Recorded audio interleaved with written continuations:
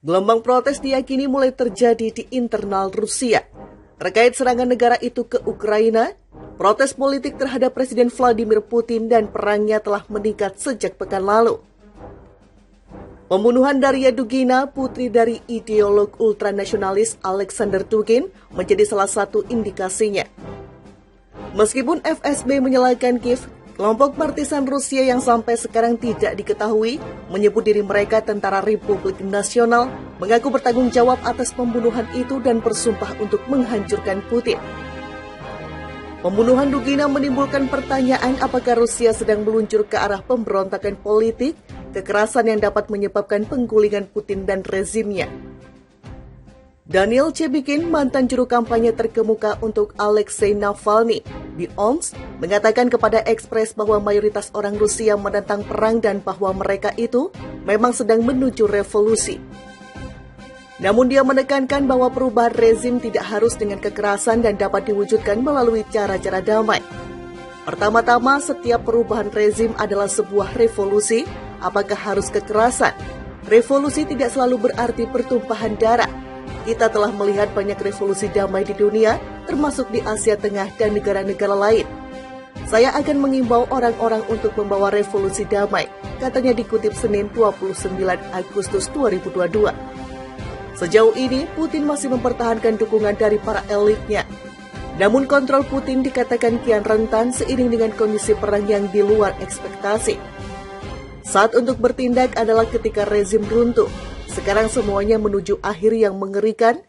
Masih belum jelas berapa lama ini akan berlanjut, tetapi pada saat Putin kehilangan kekuasaan, maka semua pendukung demokrasi, kemajuan, dan perdamaian harus dengan jelas dan kuat menyampaikan pendapat mereka untuk menghindari pengulangan, tuturnya. Sementara itu, bukti terbaru bahwa moral pasukan Putin terus bermunculan. Sejumlah pasukan Rusia yang tengah berperang di Ukraina diketahui memohon untuk pulang. The Kyiv Post melaporkan, salah satu anggota Brigade Infanteri Bermotor Independen ke-64 Rusia mengatakan dalam sebuah wawancara dengan kantor berita Vazny Istori bahwa unitnya menderita korban sekitar 40%, dan 4 dari 5 orang yang selamat menyerahkan surat pengunduran diri. Dalam sebuah laporan dalam publikasi yang sama, Daniel Frolkin, seorang anggota yang telah bertempur di sektor Kyiv di Donetsk, mengatakan bahwa para komandan Rusia menolak untuk menerima surat-surat itu. Mereka tidak akan mengakhiri kontrak saya dan mereka tidak akan membiarkan saya pulang, katanya. Selain itu, pasukan Rusia yang tengah bertugas di Kazakhstan pun dikabarkan menolak ditarik kembali ke Rusia karena khawatir akan ditugaskan untuk berperang di Ukraina. Adapun pasukan perdamaian Rusia di Kazakhstan telah ditempatkan di sana sejak Januari tahun ini. Gelombang protes diyakini mulai terjadi di internal Rusia. Terkait serangan negara itu ke Ukraina, protes politik terhadap Presiden Vladimir Putin dan perangnya telah meningkat sejak pekan lalu. Pembunuhan Daria Dugina, putri dari ideolog ultranasionalis Alexander Dugin, menjadi salah satu indikasinya. Meskipun FSB menyalahkan Kiev, kelompok partisan Rusia yang sampai sekarang tidak diketahui menyebut diri mereka Tentara Republik Nasional, mengaku bertanggung jawab atas pembunuhan itu dan bersumpah untuk menghancurkan Putin. Pembunuhan Dugina menimbulkan pertanyaan apakah Rusia sedang meluncur ke arah pemberontakan politik, kekerasan yang dapat menyebabkan penggulingan Putin dan rezimnya. Daniel Chebikin, mantan juru kampanye terkemuka untuk Alexei Navalny di Omsk, mengatakan kepada Express bahwa mayoritas orang Rusia menentang perang dan bahwa mereka itu memang sedang menuju revolusi.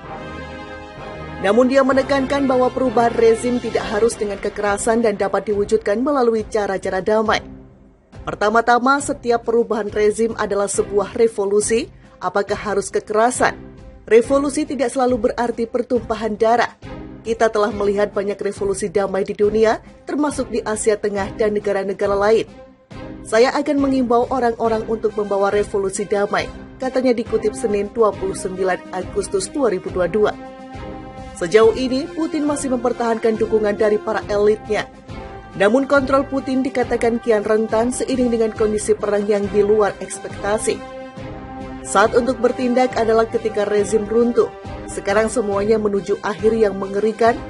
Masih belum jelas berapa lama ini akan berlanjut, tetapi pada saat Putin kehilangan kekuasaan, maka semua pendukung demokrasi, kemajuan, dan perdamaian harus dengan jelas dan kuat menyampaikan pendapat mereka untuk menghindari pengulangan, tuturnya. Sementara itu, bukti terbaru bahwa moral pasukan Putin terus bermunculan. Sejumlah pasukan Rusia yang tengah berperang di Ukraina diketahui memohon untuk pulang.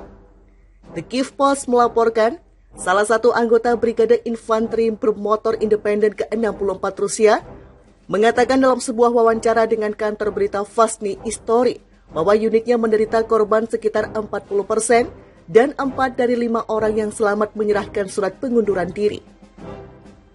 Dalam sebuah laporan dalam publikasi yang sama, Daniel Frolkin, seorang anggota yang telah bertempur di sektor Kyiv di Donetsk, mengatakan bahwa para komandan Rusia menolak untuk menerima surat-surat itu. Mereka tidak akan mengakhiri kontrak saya dan mereka tidak akan membiarkan saya pulang, katanya. Selain itu, pasukan Rusia yang tengah bertugas di Kazakhstan pun dikabarkan menolak ditarik kembali ke Rusia karena khawatir akan ditugaskan untuk berperang di Ukraina. Adapun pasukan perdamaian Rusia di Kazakhstan telah ditempatkan di sana sejak Januari tahun ini. Gelombang protes diyakini mulai terjadi di internal Rusia. Terkait serangan negara itu ke Ukraina, protes politik terhadap Presiden Vladimir Putin dan perangnya telah meningkat sejak pekan lalu. Pembunuhan Daria Dugina, putri dari ideolog ultranasionalis Alexander Dugin, menjadi salah satu indikasinya. Meskipun FSB menyalahkan Kyiv, kelompok partisan Rusia yang sampai sekarang tidak diketahui menyebut diri mereka Tentara Republik Nasional mengaku bertanggung jawab atas pembunuhan itu dan bersumpah untuk menghancurkan Putin.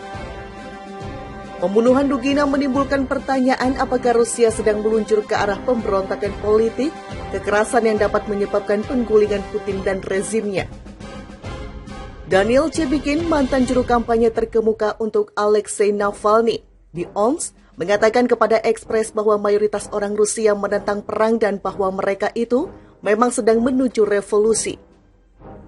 Namun dia menekankan bahwa perubahan rezim tidak harus dengan kekerasan dan dapat diwujudkan melalui cara-cara damai. Pertama-tama, setiap perubahan rezim adalah sebuah revolusi. Apakah harus kekerasan? Revolusi tidak selalu berarti pertumpahan darah. Kita telah melihat banyak revolusi damai di dunia, termasuk di Asia Tengah dan negara-negara lain. Saya akan mengimbau orang-orang untuk membawa revolusi damai, katanya dikutip Senin 29 Agustus 2022. Sejauh ini, Putin masih mempertahankan dukungan dari para elitnya. Namun kontrol Putin di